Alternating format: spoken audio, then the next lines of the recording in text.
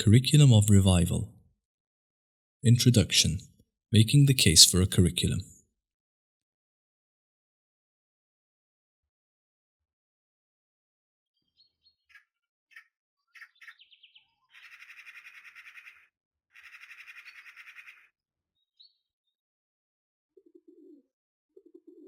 "My king," the vizier called out from under the balcony.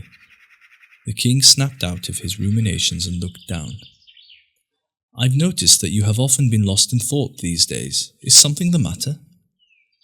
"Oh, vizier, I am very troubled by all the oppression that is going on around us. The Mongols have been invading the Muslim world for many, many years, leaving behind them a trail of destruction and suffering. They have desecrated the sacred, stolen our lands, and committed genocide after genocide.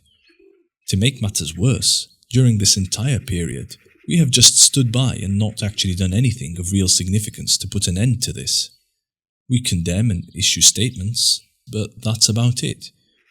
Things are going to have to change now.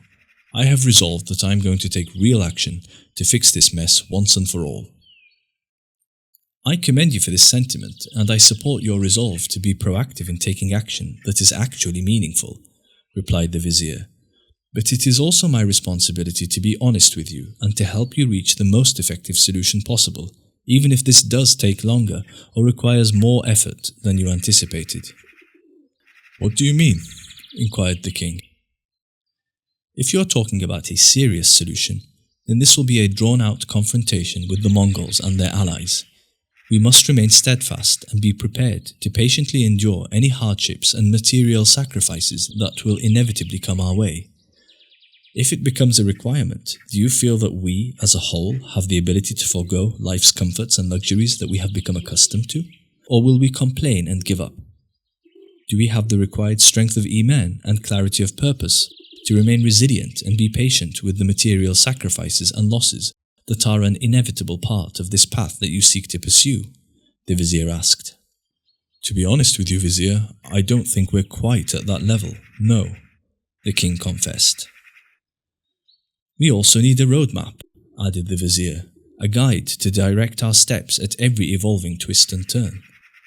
In times of uncertainty, such as this dark period that we are living through right now, more than ever before, we need a lighthouse to help us navigate the dangerous seas that we are traversing. To direct our decision-making and guide the steps we take, we need a robust foundation in Islam and a thorough knowledge of the Seerah, the detailed biography of our beloved Prophet Muhammad, peace be upon him. Another detail that we cannot overlook is taqwa, being mindful of Allah at all times. Regarding taqwa, Allah mentions in the Quran in Surah Al-Hadid verse 28, "O you who believe, have taqwa of Allah and believe in His Messenger. Allah will give you a doubled measure of His mercy and will provide for you a light with which you can walk." He also mentioned in Surah Al-Anfal verse 29, "O you who believe, if you have taqwa of Allah, He will grant you a furqan, an ability to discern and differentiate." And in Surah Al-Talaq verse 2, Allah informs us that whoever has taqwa of Allah, He will pave a way for them out of their problems. Living a life characterized by taqwa is extremely important. I think, more than ever before, we need a light to see, an ability to discern, and a way out. The king nodded in agreement. "That makes a lot of sense. So, we need to strengthen our Iman in order to be resilient. We need to build a strong Islamic foundation within ourselves so that we can know how to conduct ourselves and which steps to take. And we need to develop a strong sense of taqwa of Allah in our lives so that, in times of confusion, Allah can bless us with a guiding light." "Precisely," the vizier concurred. "We need to go through a detailed curriculum that will work on laying a solid foundation to help prepare us for taking action against the Mongol invasion." "However," objected the king, "would this not take too long to achieve? Is it really a necessity to go through such training before taking action?"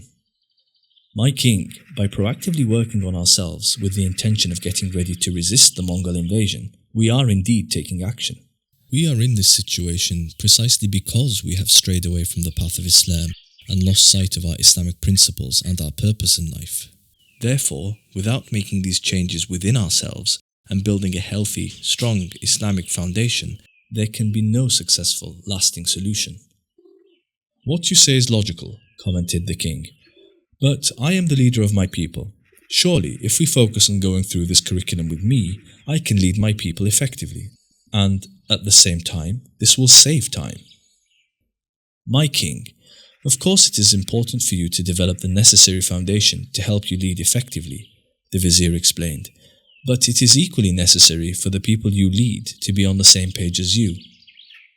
Not just the people you lead, but the leaders of the kingdoms that you are allied with and their people too. Do you want your people to revolt against you when there are economic pressures placed on us, because they don't have the same vision, motivation and resilience as you?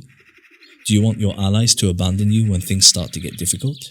We all need to be ready to sacrifice for the cause, not just you. Islam is a religion of community. The evidences for this are many. You cannot be successful alone. Your success is tied to the success of your Muslim brothers and sisters. Their guidance will lift you up, and their misguidance can sink you. A critical mass of guided individuals is needed for the kind of success we need against the Mongols. In a famous hadith found in Bukhari and Muslim, the wife of the Prophet Muhammad, peace be upon him, asked him, "Would we perish whilst there are righteous people amongst us?" The Prophet, peace be upon him, replied, saying, "Yes, if the evil becomes plentiful." Let us not forget the story of the disobedient people of Prophet Musa alayhi salam, mentioned in Surah Al-Ma'idah, verses 20 to 26. Allah tells us how the people of Musa alayhi salam refused to follow the command to fight to enter the Holy Land. Only 2 righteous people vocally supported Prophet Musa alayhi salam. The vast majority were disobedient and, as a result, they could not enter the Holy Land. Prophet Musa alayhi salam even passed away without being able to fulfill that commandment as a result. It's not enough for the leader alone to be guided. You need a sufficient number of guided people to support you. We must have a community of sincere, strong believers. You make a strong case, Vizier. Okay, we should put together a strategy and get started straight away. Time is not on our side. Come inside and we shall discuss this further.